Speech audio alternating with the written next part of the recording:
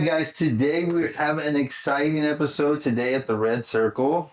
So we obviously have Vanessa over here today. So we're gonna go into this book. It's called The Fourth Turning. Yes. Dun dun dun. If you haven't read it, read it. I definitely highly recommend it. It's a crazy book. We're not gonna get into too much detail. There's a lot of detail in it. Yeah. It's kind of a historical book. Mm-hmm. So the premise of the book is that there's been 3 turnings in American history. Mm-hmm.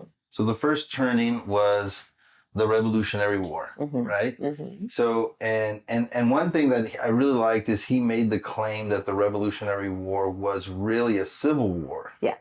Which is kind of fascinating. And the way, just to kind of give you a tidbit of that, the way that he did that was he said that most of the people that died on the loyalist sides were actually colonists that were just loyal to the crown. Just kind of fascinating. I never thought about it that way. Yeah. So that was the first turning. The second turning was the Civil War, and then the third turning was World War II. Yeah. And so the fourth turning is supposed to be right now. Yes. Right? So either we're going to a Civil War or a World War, one of the two. And then this is the premise of the book, right? And in between each one of these turnings, there's 4 generations, okay? And these 4 generations lapse between 80 to 100 years.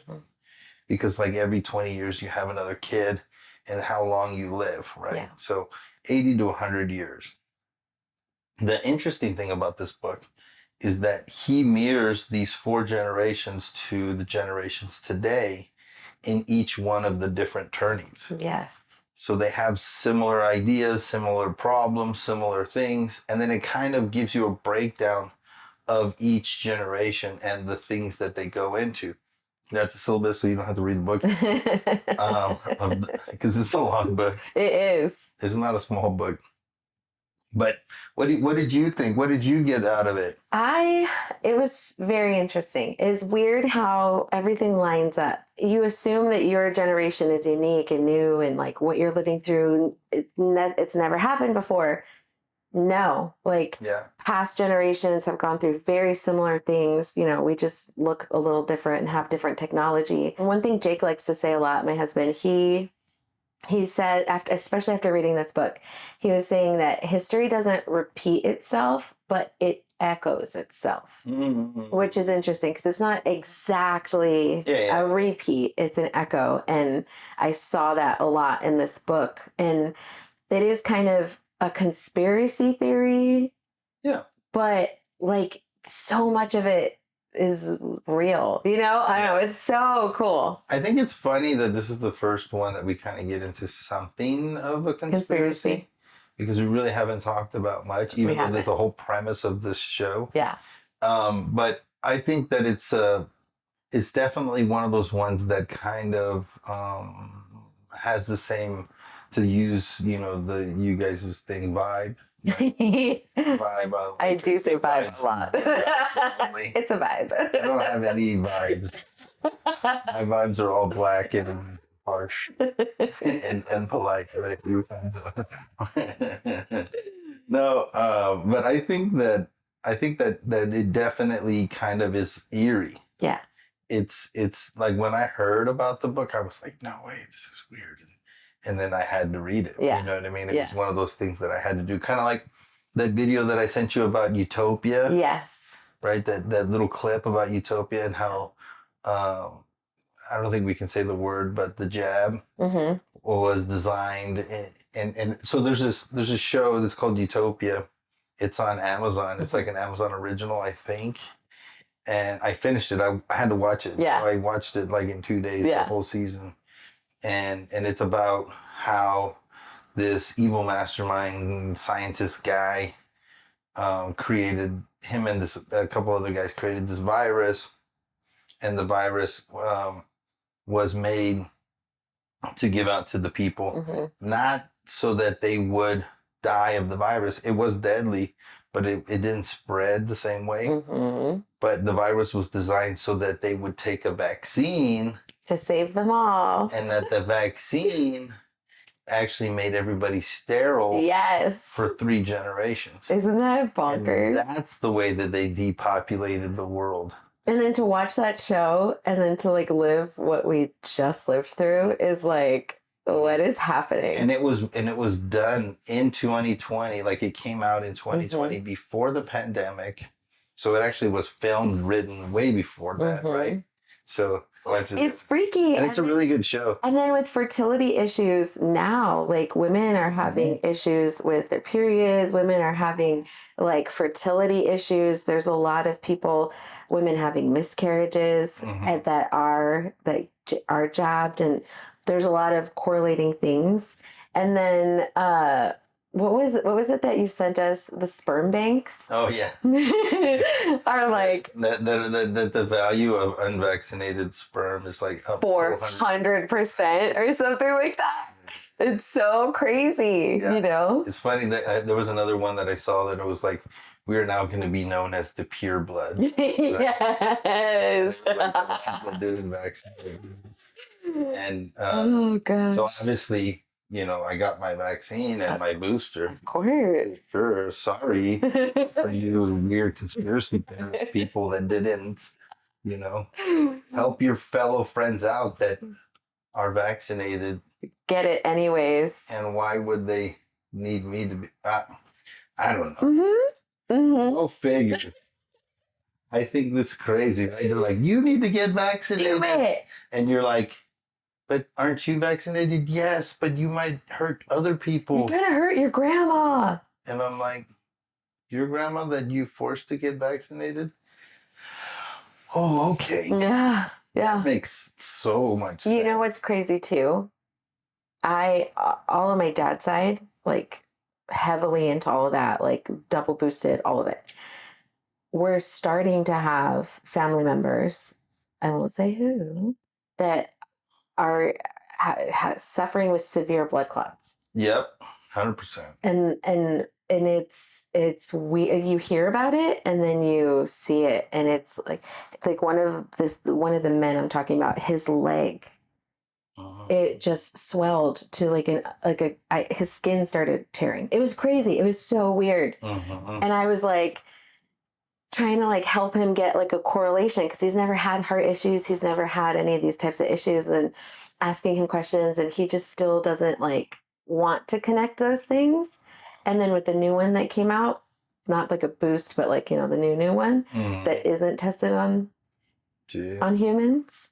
Well, none of them were. They just came out that Pfizer's wasn't even tested before, and they had no idea whether or not it was going to. It's like the Pfizer's on trial right now. Have you seen all that? I have. Crazy. I was interested to see how that would work, because they got that immunity, and then, but to see all the damage and different things that have happened, and then people still pretend that that's not happening. It's crazy that they even call it a vaccine, because it's not really a vaccine. Yeah. It's like it's mimicking your reaction to the vaccine with the spike protein.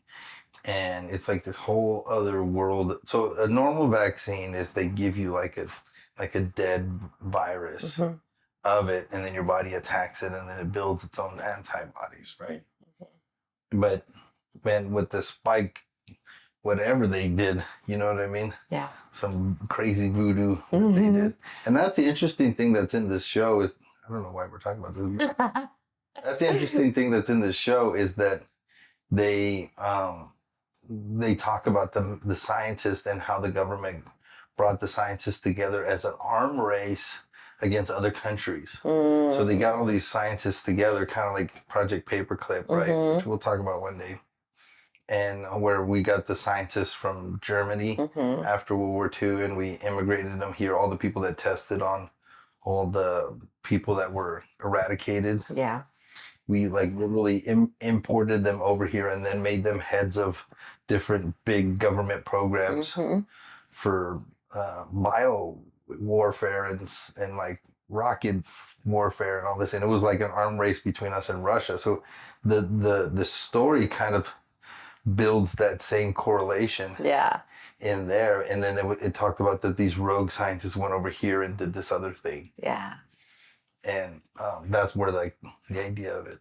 It's a pretty cool show. I'm gonna watch it. It's a pretty cool show. It's only one season. Nice. I thought it was fascinating. Yeah. So back to the book. So I'd like to talk a little bit about the different generations because it will help, I think, people understand each other a lot. So the first one they talk about is the GI. And the GI, well, he calls them the GI. Most people call it the greatest generation, right? And the greatest generation is not really our grandparents. Even though a lot of times we act like it, most of the time the GI generation is older than our grandparents. Okay. I want to say that somebody that's in the greatest generation is like 90 and older right now. And then below, I think it's like 85 and younger, they're baby boomers. So it's funny, all you kids, you call us boomers, and we're not boomers. We're so far. Hey, boomer. Like I'm at the tail end of Gen X. So most people say that Gen X is like if you were born before 1980, and I was born in 81. But I still think that Gen X is probably to about 83. This is kind of what I think. Yeah. Because like we grew up with no technology, no cell phones, no internet, no computer. Like when I was a kid, I had an Atari. You know what I mean? Yes. And it was like, this sucks. You didn't like it. And I left. I thought it was amazing. You know what I mean? I'd go throw rocks at my friends. Like what kids did, go jump my bike and rack myself. Oh my gosh. Like fun things that boys did, like climb on roofs and jump off of them. That boys like did. Everything that was dangerous, But so you had the Gen X generation. So first you had the GIs. Okay, so let's talk about the GIs. And the GIs were like this ultra conservative, community focused generation, right? Yeah. They were more focused on community standards, building a society better for the next generation. Very selfless, very good people. Yes. And then you had their kids, which were the baby boomers, right? And the baby boomers kind of were brought up in all of this success of everything. They were born up with like everything that the greatest generation built. They were just brought up with it, and everything worked. Society worked. They trusted the government. They trusted the banking system.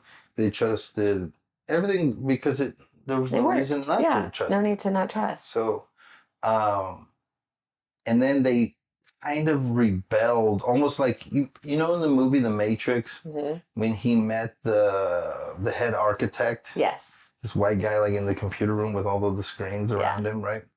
And he said that, well, first we created this matrix that was perfect. Perfect, yeah. But you guys kept breaking out of it in consciousness because you just couldn't live in this perfect world, right? And that's kind of what the baby boomers did. So, like, this is the way I look at it, is that the baby boomers kind of saw that everything was perfect, and they were like, no, but we want some chaos. So then that's when they had like the big 70s, 60s and 60s, more 60s, the 60s, like rebellion against everything that there is, like Elvis shaking his hips was kind of like the first thing. It's like, how dare he, and it was kind of like a turning away from conservatism to this more liberal idea of the world. Yeah. And it was kind of anti what was built, which is kind of crazy. And it seems like we keep going down that same road. Yeah. And the few of us that are realizing is like, hey, it may not be a good idea. Like, it may be better to be back over there. Yeah. Where we, women had a simple gender role. Men had their simple gender role. Society was taken care of. There wasn't so much violence and fighting in the streets. Society would like back then, if you would get divorced, it was like a big hoopla. Like, oh, I don't know if you can come to the party on Saturday. You know, like that's how extreme it was back then. And now we're just like, hey, you could become a girl, you know, as a guy. Yeah. Like, yeah, like I could show up here in a dress tomorrow and I would instantly say, you can call me Sheila. And everybody would be like, oh, well, you know, I don't want to offend anybody. And you're like, dude, like how far are we going to go into debauchery, into the fall of Rome, right? Yeah. Like, I don't know how far we're going to go. Yeah. But that started with this. It was like a rebellious, what's the big concert that they went out to in the desert? Woodstock? Woodstock. Yeah. Woodstock to me is kind of like this moment in time where it was like, it was just like, yeah, let's become Sodom and Gomorrah. Yeah. You know what I mean? Yeah, totally. Like, let's just do it. You know what I mean? Let's see what happens. What was it like? Free love or something like this, you know, and then drugs and alcohol and debauchery and sleeping with whoever, craziness. Okay, so then you have them having kids, and their kids were these Gen X kids, and Gen X kids in the book were the most undesirable generation of kids that nobody wanted. Yeah. So the baby boomers, they wanted to pursue their own thing because they're very selfish. Yeah. So their generation was all about me and what I can get and how I can do this and how I can do that. And then you went into the Gen Xers, and the Gen Xers were very self-sufficient. They're very much I'm going to make my own path. I don't care what you say. They're the Nirvana generation, right? They're the generation that doesn't want anything from anybody except not to tell them what to do. Yes. And so their rebellion was more because they were not coddled. They were not cared for the same way that, say, maybe the baby boomers were, right? And so they're kind of the anti-baby boomer. The baby boomers and the Gen X kind of clash a lot. Yeah. And I don't think it's because baby boomers are nice. Gen Xers are not nice people. Their politeness on this level is low. Yeah, yeah. So like if you meet a baby boomer, they're like, oh, let's talk, and they have tea and have coffee, and they're like, oh, do you want some crackers? You go to their house, it's like a thing. Yeah. You know what I mean? Yeah. You go to a Gen Xer house, it's like, hey, do the fridge over there, get whatever you want. Yeah. You know, don't ask me to get up. Yeah.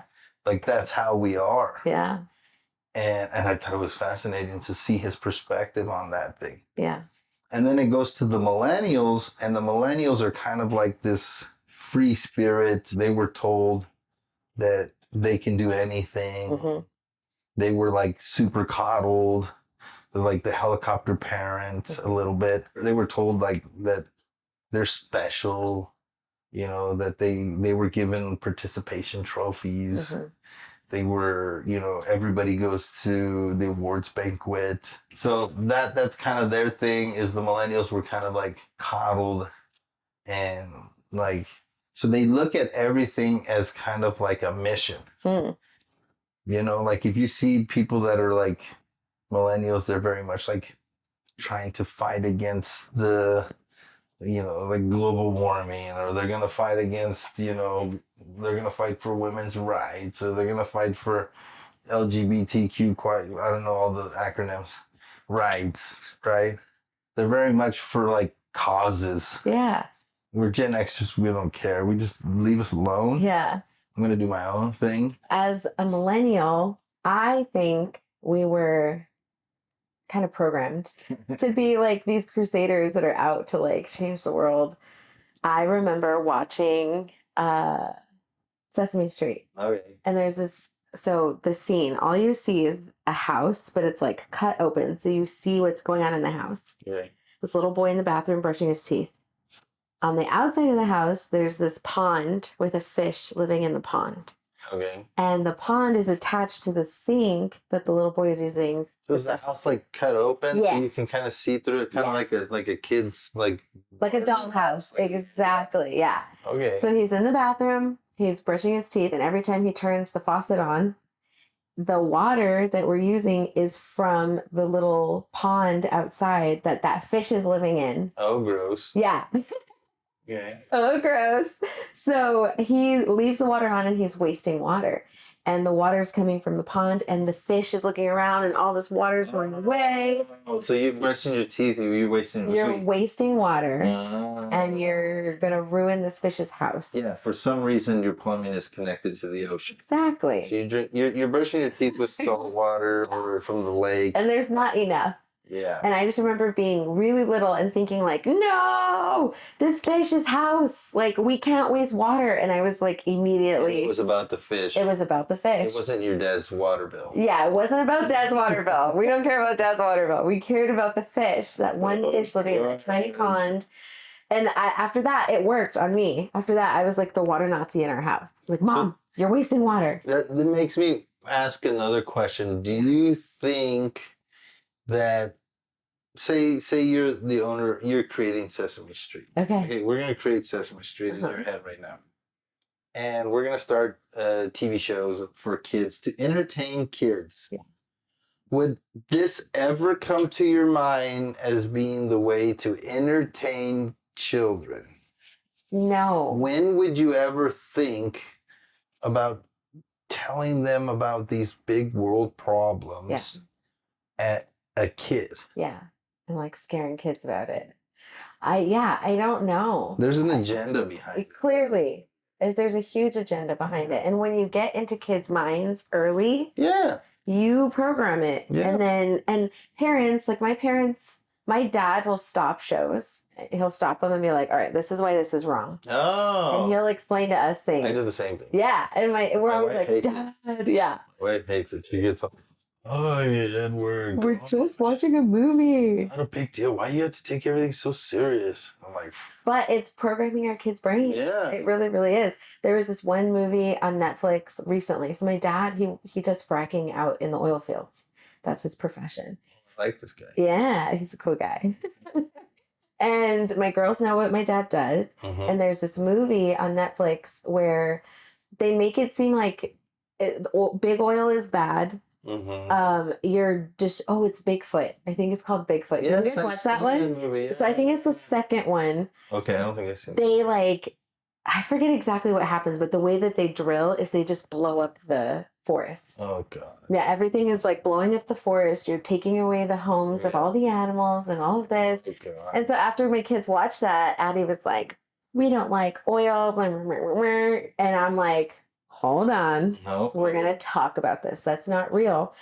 And it was really interesting watching her face because I was like, that's what grandpa does. This is the industry that your grandpa's in. Would your grandpa blow up a forest?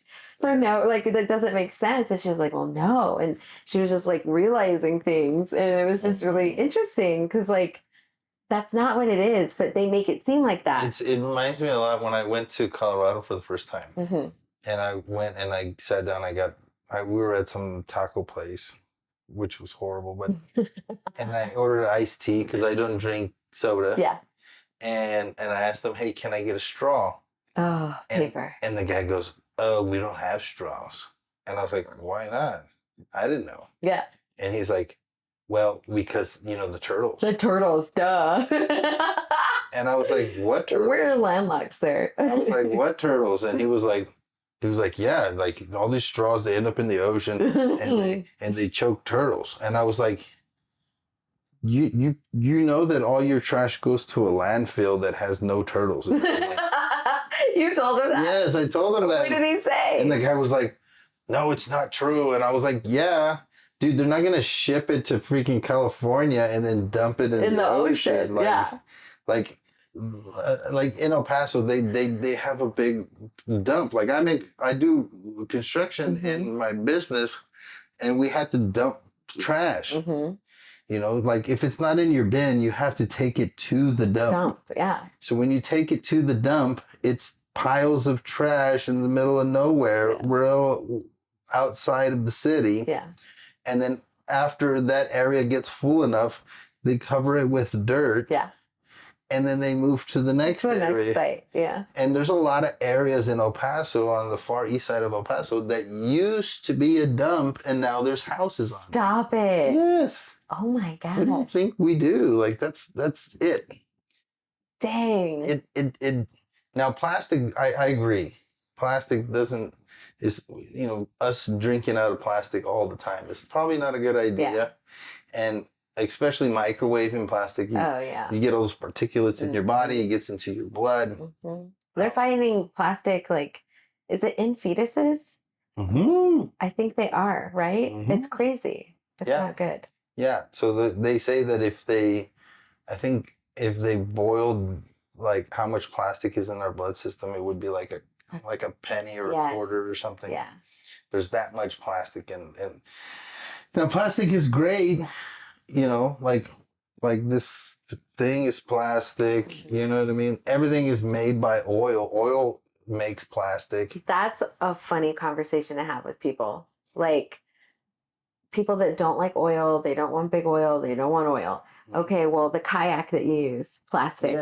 Yeah. And they're like, no, plastic isn't made from... Yes, it is. Yes, it is. It's made from petroleum products, petroleum jelly. What is it, Vaseline? Mm-hmm. Petroleum products. Like, everything is a petroleum product. Yes. And if you want to, like, your vegan leather, petroleum, it's plastic. Mm-hmm. It's so, and like their minds are like, I didn't know this. Well, yeah, well, look it up. If you don't know something nowadays, like, you don't want to know. You can Google it and discern and find out. It is kind of scary though how much power Google has to go on another squirrel. Yeah. We'll do that one another day. Yeah. But like everything, it's either true or not based on a Google search. Mm-hmm. Shouldn't be that way, right? Like if I know something to be true and you Google it and you show it to me and I'm like, I don't care. Mm-hmm. I don't care what some blogger that has a really good SEO that got his thing to the top of the ranking, Wired says this. Yes. Or it's kind of like Facebook check, right? Oh, the fact checkers. The fact checkers, like, or Snoops, right? Yes. Like, okay, show me an encyclopedia from like 1985. Maybe I'll believe it. And I don't know. It just, information is so, it reminds me a lot of 1984, the book. You ever read the 1984? So there's this book, 1984. Everybody should read it. And it's about like the dystopian future, and everything is is like controlled by Big Brother. So you've ever heard that term, Big Brother? Yeah. It comes from that book. Oh. Yeah, and then they have the Department of Truth, which is similar to what's happening in Washington, right? They literally are making one of those. Yeah, they did. They made it. I think it fell apart. That's bonkers. Yeah. So the Department of Truth, what they did is they would take information, change it to the way that fits the hierarchy, and then disseminate it back to the people. So even their history was changed to fit the narrative. Yeah. And then they have this other thing called doublespeak. You ever heard doublespeak? That comes from the book as well. And doublespeak is just changing language. So like changing the word marriage, right, to mean something entirely different, right? Or male and female to mean something different. Like, I'm just using that as an example, but that's doublespeak. You can't change the definition of a word to fit your narrative. If you want another word, make a new word, but don't try and make me change my words to fit your narrative. Yeah. Words that have been around forever. Yeah, no, like, now words change. They do. The words change. I'm not saying that they don't. You know what I mean? Like, go read Kubla Khan or something. It sounds weird. Yeah. There's a reason why these words change naturally, organically, not through force. Yes. You know what I'm saying? I do. There's a difference between changing words and the definitions by force or by public opinion because it's offensive. Mm-hmm. Yeah. I don't like the idea of the government forcing it or public opinion forcing it. Yeah. So I don't know. We're off on a different subject. But, so in Sesame Street, yes, they were forcing. Yeah, they were forcing that, and they do that to kids. And then we grew up this way, and not everybody has a dad like you or my dad to say, "Hold on, that's skewed. That's not necessarily the way it is." Yeah, and it's because most dads and parents are just going through the motions. Mm-hmm. Or they're too busy, or they're too preoccupied to even think about what their kids are watching. Yeah. A lot of people don't even know what their kids are watching. Yeah. Especially on social media. TikTok. Mm-hmm. It's crazy the things kids are watching. Yeah. Like Addie, she's real big into with Minecraft. Mm-hmm. But I don't let her play Minecraft online. Mm-hmm. She just plays it on a local. Yeah. Like I bought her the one for the Switch. Mm-hmm. And she plays on her Switch. Yeah. You know, and she gets to play, but I don't want her online with some weirdos. No, because they're communicating with kids and then bad things are happening. And parents don't know that either. Parents don't know. Like, you just think like, oh, well, they're just playing video games. Well, but they're connecting online with strangers. You're not even hearing it because they have their headphones on. Yeah. It's crazy. Even YouTube. I was watching YouTube with my Addie. Like, she was little. She was really little. We were just like watching whatever. I'm sitting there reading and she has my phone. And it sounded like a kids thing. We were on YouTube Kids. And I look and it's fine. It's the same songs. And then I look again and it's the same sound, but different visual. It's these guys that look like tall basketball players and they have Mickey Mouse heads on them and they start shooting each other.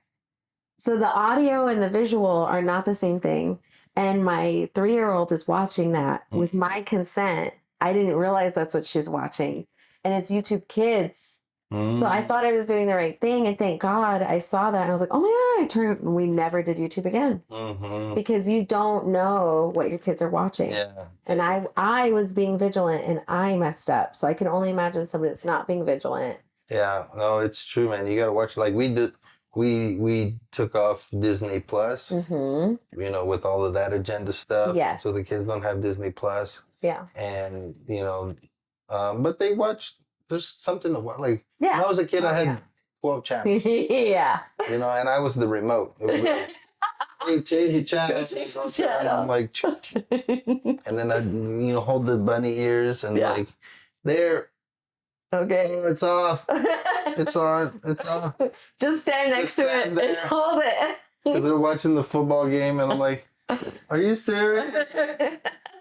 You know, like that's the Gen X life, you know what I mean? Yeah. Stupid kid. Why don't you freaking hold the damn, take the trash out, god dang it, you know?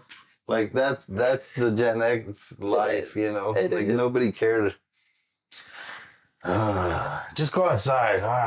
You know what I mean? And it was like we were outside all day, you know, and now like these, and we didn't get, I don't think we got as propagandized. Like I did, you know, we talked about it before, the Captain Planet, right? Man, you know, Captain Planet, like, do you remember that song? Yes, not all of it, just the end of it. I just remember, I remember that whole song. Captain Planet, he's our hero. Gonna take pollution down to zero. What does it say? Something. I forget. But I never watched it, but I remember that song. I watched a lot of Captain Planet. Yeah. I watched a lot of Captain Planet. Because I like superheroes. I was a boy. Yeah. And then when I went and rewatched it, I was like, oh my God, like this show is propaganda. Yeah. It's like all the three had like elements, right? Or all the 5 of them had elements. It was like wind, water, earth, and heart. And heart. Like that's the lamest superpower ever. You know what I mean? Like like no boy wanted to be him. In his 8th grade was like, I want to be heart. And you know, spread love or something. No boy was like that. No.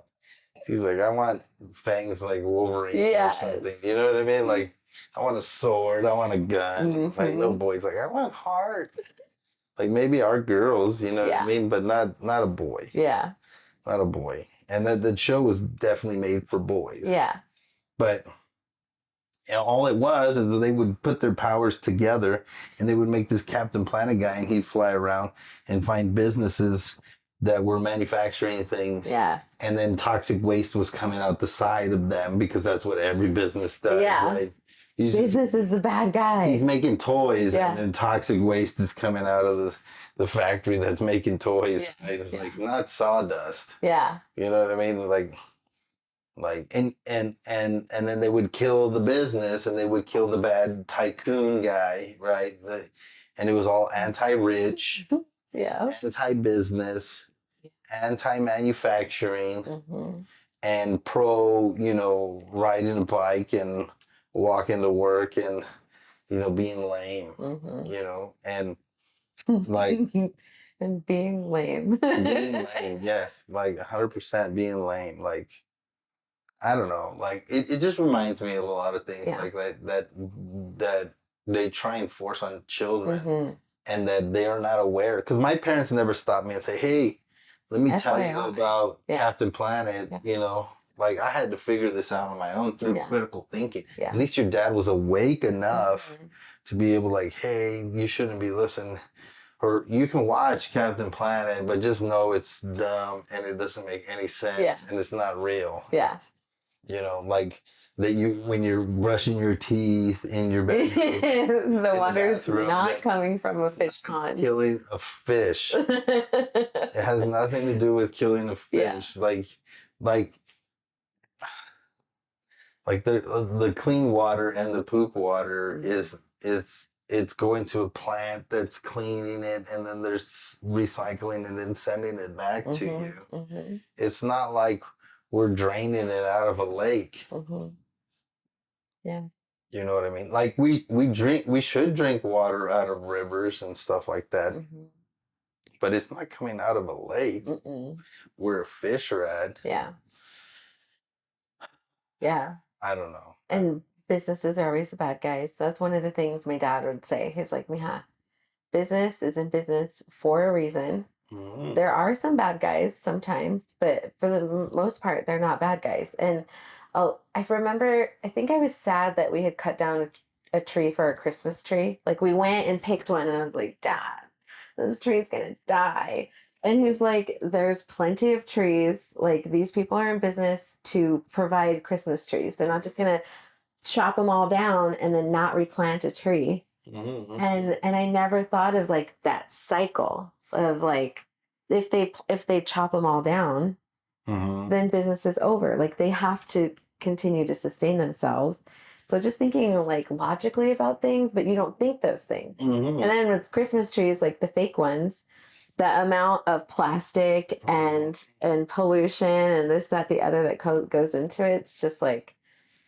It's like the same thing with an electric car to a gasoline car. Like, you think you're saving the planet by having an electric car when the electric car costs way more in carbon emissions. To make. And like, I think it's after like 8 years of having an electric car, then the carbon emission is like balanced compared to a gasoline car. And the minerals that you need and where they mine them and how they're mining them. It's slave labor. Even the makeup industry. I don't wear very much makeup, but when I do, you are caked on, Ed. Look at this. I saw this one documentary talking about the glitter that they put in makeup, and it's mined. Glitter is mined? Yeah, like it's a mineral. So like stuff that can be around your eyes. Like, you can't have like glitter around your eyes because it could get in and it could hurt your eyes. So there's specific grades of minerals that you can use. And one of them is mined. And these mines are full of kids.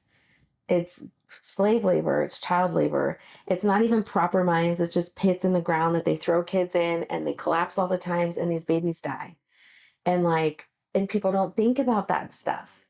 They only think about what the manufacturer says. Oh, this is all organic. Nah, nah, nah, nah.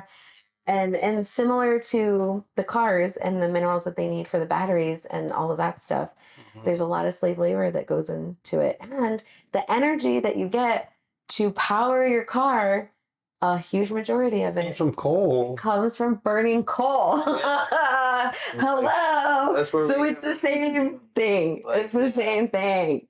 Yeah, it's I don't know how to even explain it. Like it's like I'll give you a weird example. I was at Panda Express. Okay. Okay, I'm at Panda Express. I went and got my wife the tea. Yes. I did because I'm a baller. So I bought her a tea. I took it home. You know, I think it's still in the fridge. And I told her, but so I'm getting these two teas, right? Two large teas. They have the really good passion fruit tea or whatever. It's real good. And the lady goes, "Do you want to?" And it was like $5.50. Mm-hmm. And she's like, "You want to round it up to $6 and give money to some lame organization?" Children. Right? So, and I said, "No. Why am I going to give you the tax break?" And she goes, she looked at me like what? And I told the lady, I said, "Let me explain to you. Everywhere you guys go, everywhere I go, everybody's asking me to give money to these organizations, but you don't give me a tax write-off receipt that I can use off my taxes that, oh, he gave 20% to Save the Children Fund." And I said, I give my money to charity probably more than anybody in this building. I said, but I get the tax write-off. At the end of the year, Panda Express says, we gave, $8 million to Save the Children Fund, and they write off the taxes. Dang, I never thought of that. And then they get the credit like they're the ones that did it. They didn't do nothing. They just collected. They just supersized me off of every customer to get a tax write-off so they pay less in taxes. That's smart. I was like, this is the biggest Ponzi scheme there is. And the lady was like, her brain just exploded. I was like, what? Yeah. And I was like, people don't think. No. People don't think, they just do things. Yeah. Oh, yeah, Save the Children. Yeah, go ahead. And the words that they use too. This is for children's education. Well, who's the organization? What is the money going towards? Like out of every dollar, it's like 10 cents or less actually go to help the people that they're helping. The rest of it goes to running the office and salaries for their CEOs. Even worse, did you ever heard about the big Christian children's organization? And I think it was in the 80s or the 90s. And it was like the biggest in America. It had these like huge campuses where they had all these orphans and stuff. And it was a damn sex ring. They were like taking the kids and selling the damn kids. You know what I'm saying? And people were donating to these people. Yeah. Wow. Yeah, it's crazy. How did that get found out? Dude, it took forever because it was politicians and it was like the judges, the whole city. I think it was like in Arkansas or something. It was like in some podunk country little state that nobody knows about. It was, you know what I mean? Yeah. Like what's in Arkansas? Tell me something that's in Arkansas. Child sex ring. You know what I mean? Like, you're going to offend everybody that's listening to Arkansas. They already know. They know, man. They go to New York or something. Like they say, what's in El Paso? Nobody knows. No, it's true. So it's okay. Like, I feel your pain. But it's true. Like, you could have been giving money to this place that's freaking torturing and like I watched this whole documentary. It was like depressed for 2 days afterward, and it was because they were like one of the kids that had him like holding his hands next to the guy that's like running the whole rings, and the guy would like smoke a cigarette and then drop him in this kid's arm, and it was like straight up torturing these kids and the horrible sex things and. Like, what happened to those people? Do you know? Like the people that were doing that? They all kind of got away with a lot of it. Yeah, they all kind of got away with a lot of it. And there was two like kids that were in the documentary that were talking about it. And it was like one of the main guy went away for tax evasion. But like, no, this guy should have been castrated. Yeah, at least some street justice. Yes, we need some Texas street justice up in there. Yeah, no, but like, there's some really bad things that happen, you got to be careful where you sow your seed into. You do. You have to think about it and look up the organizations. All of them, like all the big ones, they don't. I mean, we're seeing all that with the BLM stuff. Yeah. That's crazy. Like the $1 million homes that they're buying and the money for security, like none of it went to do good things. It's sad. Yeah, it all got pawned off to these kids, I mean, they don't really have a cause. They're not buying, food for, underprivileged kids in Chicago or something. The money will always, a lot of times people will take advantage of other people. I guess that's probably the Gen X in me. Back to the original topic, right? Is I'm very untrusting of government and society. Yeah. In general.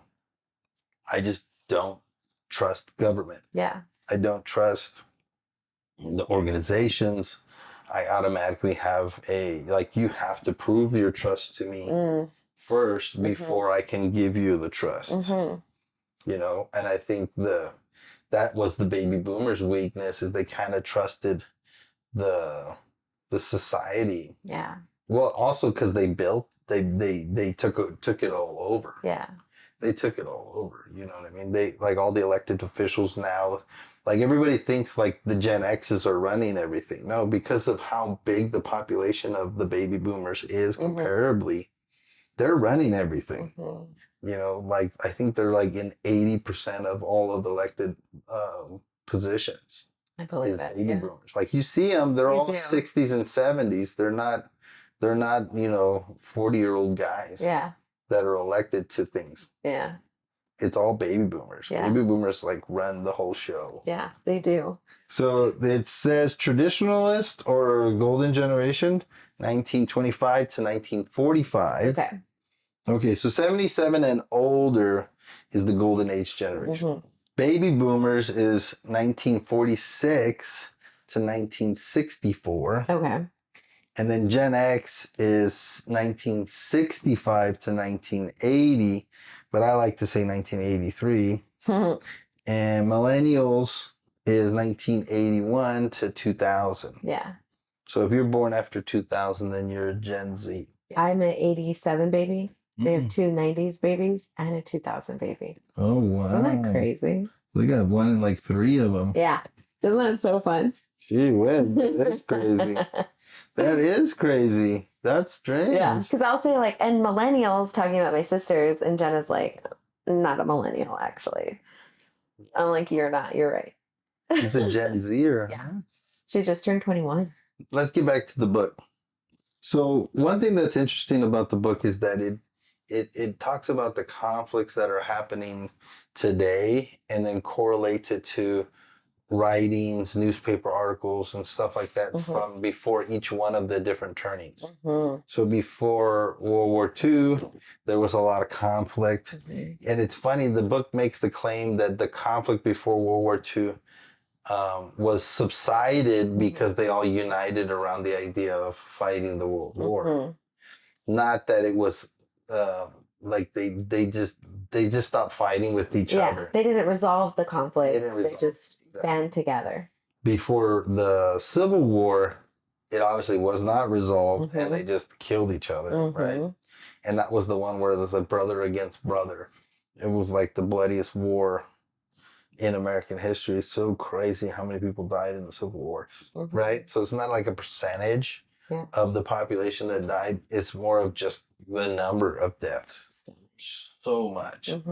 And it was also, I think it has to do a lot with that time period where the people just stand up and then look at each other and shoot. And watching those movies, like those war movies, makes me feel angry. I would not stand in a line and wait to get shot. I don't understand why that was a thing. And a lot of it has to do with the ability of not being afraid and honor, and honor.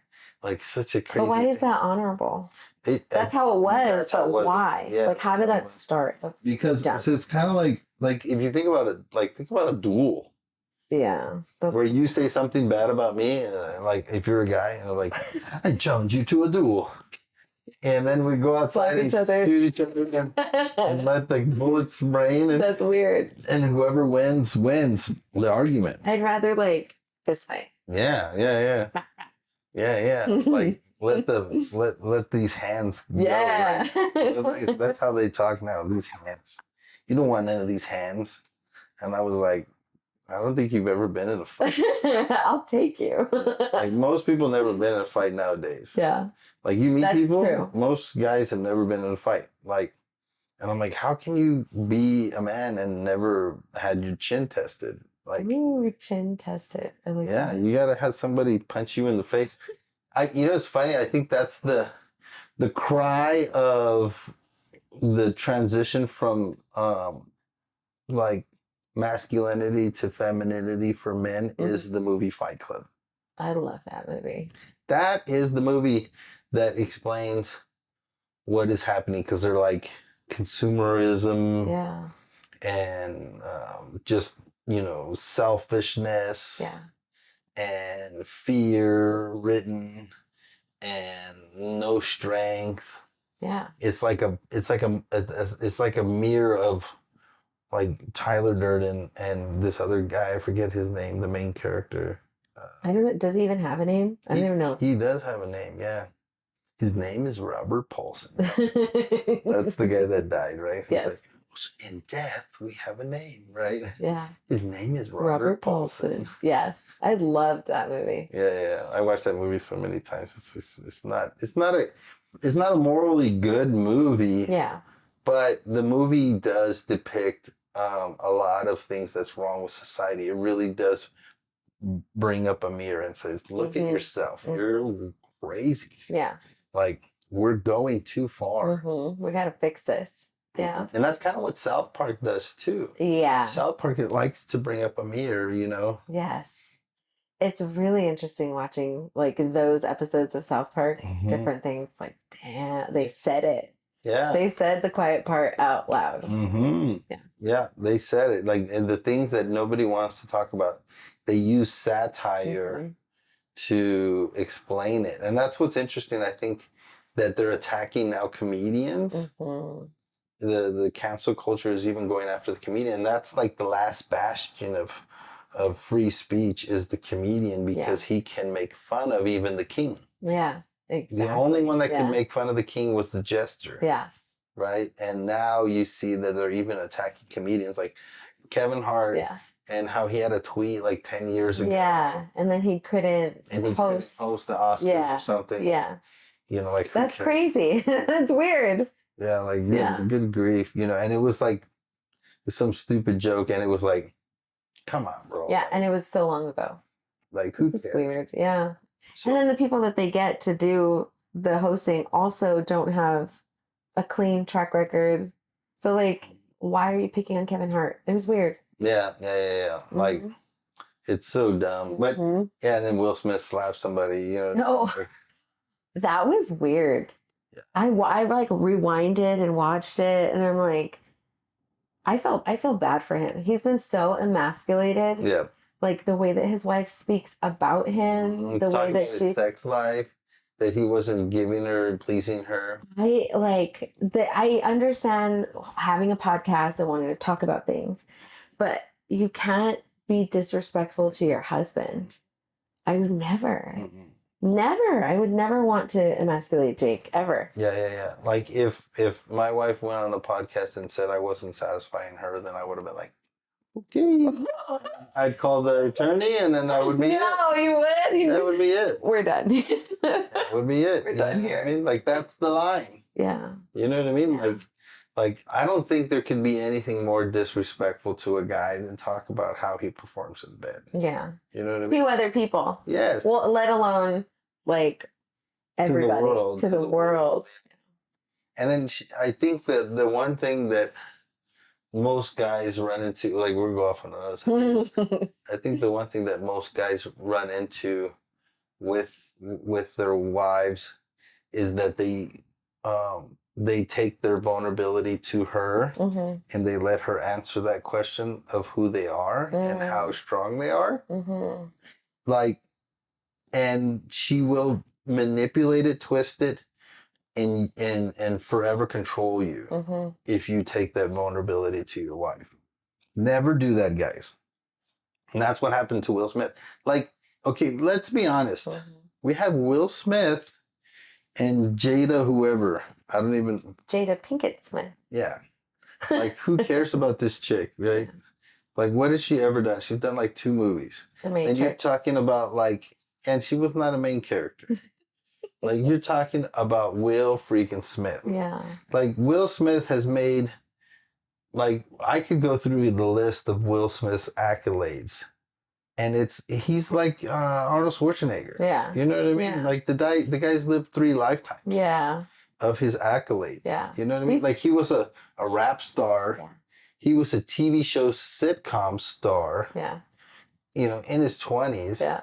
A movie star. And then he became a movie star, right? He's great at action movies as well. Yeah. All of it. Yeah. Like, and you're like, this guy has, and it's not like he's made 2 movies. He's made like 14, 20 movies that were all blockbusters. Yeah. You know, like Bad Boys, like freaking Men in Black, like Independence Day. Mm-hmm. You know what I mean? Like, we could go through like so many of these movies, and you're being emasculated by this chick. Like, you don't know your value. Yeah. You have this imbalance in this relationship. Now, she's the mother of his children or whatever. Like, that adds value, right?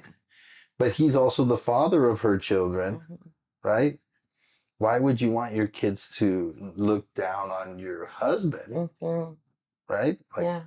like, nah, bro. Like, you've got it twisted. Like, he could drop this, I don't know how old she is, and pick up 2 20-year-olds, you know, and in a heartbeat. Yeah. He's Will Smith. Yeah. Even today, with his destroyed reputation and anything, like, this guy made Pursuit of Happiness. Yeah. You know, Yeah. he was in Pursuit of Happiness. You know what I'm saying? Yeah. Like, he's Will Smith. Yeah. It feels like he's forgotten who he is. It's so sad. Yeah. I feel bad for him. Yeah. And it was like a break. Mm-hmm. Like, I saw the video and I was like, this guy had like a tantrum. Yeah. Like a little kid. And he was laughing. He looked over at her. She was not laughing. Mm-hmm. And then next thing you know, he's up there hitting him. And it's like, what is happening? And I'm like a defensive guy, right? Of my wife. Like, you say something to my wife, like, I'll call you out. But the problem was this: he lost control. Yes. Men are not supposed to lose control. Mm-hmm. Women inherently know this, right? Like, you want your guy to be strong, be able to defend you, but you don't want to see that other side of him that he That's keeps scary. it. Yeah, you don't want to see it. Yeah.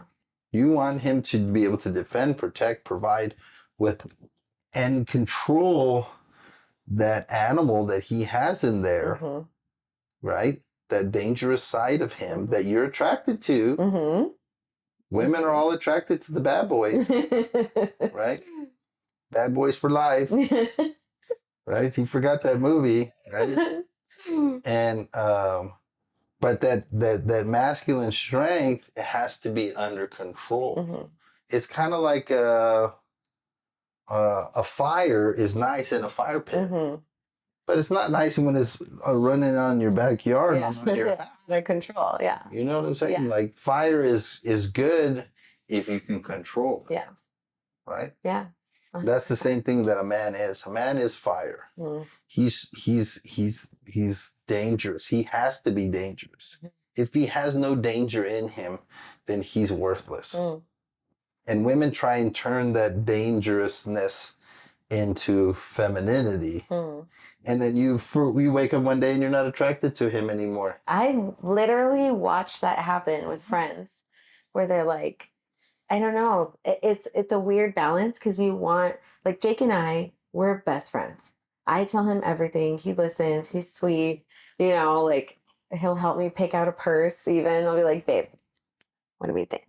What do we think? What do we think? He's like, you have that shape already. You have that color already. Try that. No, he doesn't. Okay. Do that. So he's like, Jake, don't do it, sir. I wouldn't like that. But we have a really great balance. But I've watched friends like emasculate their men and tell them, you don't talk to me, you don't this, you don't that. And then they start doing all of those things. And then the women aren't attracted to them anymore. So I feel like there definitely is a balance if you want to be able to talk to your partner. But I don't know. I've watched it. I've watched it happen. And they're just like, ew, you're weak. I don't like it anymore. So me, my wife, and my son, the girls weren't born yet. And my mom were in Ruidoso. Okay. I think it's Ruidoso. And we were walking up the street. And my wife wanted to go to a store. And I told her, I said, no, babe, we got to make it for the reservation at this time. If we go to the store, we're going to be late. So we had to go. We had to keep walking. It's like 4 blocks up because we couldn't find parking, right? And then she's like, oh, right? And then like a minute later, but I really want to go to the store, Edward. Why you won't let me go to the store? And I'm like, it's like, babe, it's okay. Like, I understand. We'll go back afterward, but it's going to be closed. And then I'm like, baby, like, we got to get to the reservation. We're not going to be able to eat, and I'm trying to keep, the whole group, everybody. Yeah, because I don't remember the dynamic, but I remember there was a reason why we had to get there. And maybe my mom wanted to eat there. I don't remember. And so she brings it up one more time, right? And I said, babe, we're done. I don't want to hear about it again. That's the end of the discussion. We're going to the restaurant. We already decided on that, and I don't want to hear about it again. And it was like awkward, right? And like my mom was there. It was even more awkward. So I kind of like walked off like a little bit, like with my son. And then like after like 5 or 10 minutes, when we're about to get there, my mom walks up to me and she tells me this thing. She goes, son, I know we act like we really don't like it when you correct us, but secretly, it's really attractive. Your mom said that? And I looked over to her and I said, what kind of crazy woman BS are you guys talking about? And she goes, I don't know why it's that way, son, but it's true. Don't tell your wife I told you. And then my mind was just blown. It was that emoji that my mind was blown. I was like, you women are freaking insane.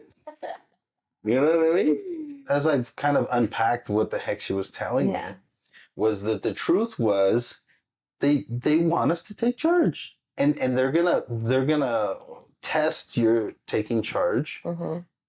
And it's not bad. It's not coming from, like, for a guy, if I'm in a group of guys and we've decided and somebody keeps doing that, it's the next level is physical. And there's this back of our mind, all guys have this physical side where the conversation can get there real quick, but we can't get there with you. And you know that. So you just push the buttons as much as you want, right? And so guys, but in a guy's world, if a guy does that, it's like a really disrespectful thing. But in a girl's world, it's not disrespectful. It's a testing of your strength thing. And I think it's more of a subconscious thing that women do as kind of, I think it's made for both men and women so that men can grow. When God made Adam and then he took Eve out of Adam, right? Eve didn't have a name yet. She was called like a little man, almost, hence woman, right? Because she was smaller, obviously, right? Women are smaller, especially to be.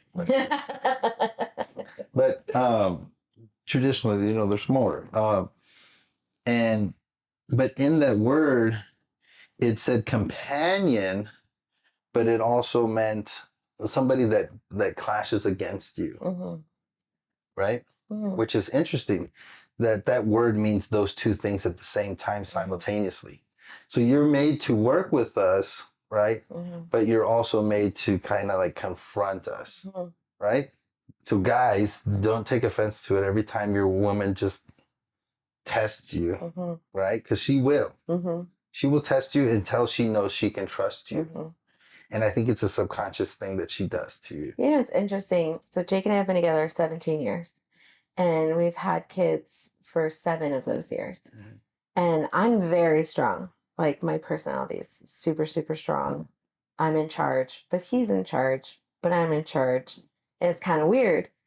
But once we had kids, I really needed him to like be in charge, which just sounds weird. Yeah, but like I really, you needed the help. I didn't want to be the one. I was like, okay, now you're in charge. I'll give you my input, but like you're in charge, bro. And it was weird. It's a weight off of your shoulders. Yeah, because my focus is on other things, and I don't want to be the number one person making all of the decisions. And he wanted to make decisions, and he did. We make them together. I think I'm louder, and so I get my way more a lot of times. He didn't need to step up, but once we had kids, it was different. He took the position. He took it, and he was like, "These are the reins, and they're mine," and it's a great balance. And I'm very attracted to his masculinity. Yes. and I don't think it has to do with. It's not like a general to his troops. Yeah, that's not the type of leadership correct. that the head of the household is like. And guys get that wrong because it's not a macho do what I say and shut up and go make me a sandwich, right? Yeah. Hopefully she makes you a sandwich. It's okay to make him a sandwich, maybe. But that's not the point. The point is that leadership is all about sacrifice. So to lead a family and to lead a household, to lead a wife. Leadership all comes from sacrifice. It's all about serving the group and the community and what the vision of where we're trying to go and how best to accomplish that. And I think that's the role of the head of the household. And it's not to rule over with an iron fist. It's to serve and to give and to sacrifice. And that's what true masculinity looks like.